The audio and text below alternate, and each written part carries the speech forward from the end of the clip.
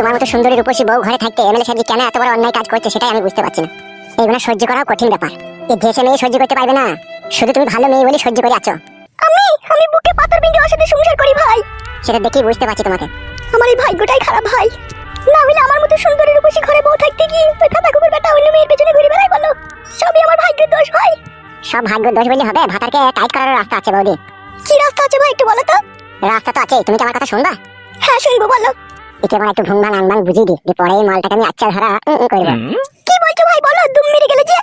বলছি বইমে হাত ধরলে তো আর সোজা আঙুলে তো আর ঘি ওঠে না, ঘি বাই করতে গেলে কিন্তু আঙুলটাকে বেঁকাইতে হয়, তোমাকে কিন্তু আঙুলটাকে বেঁকাইতে হবে।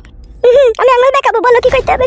যেহেতু তোমাকে তো করতে হবে, না করে তো আর উপায় নাই, নাহলে তোমার এইসব ঘর বাড়ি সৌন্দর্য সংসার ভেসে যাবে বানের জলে।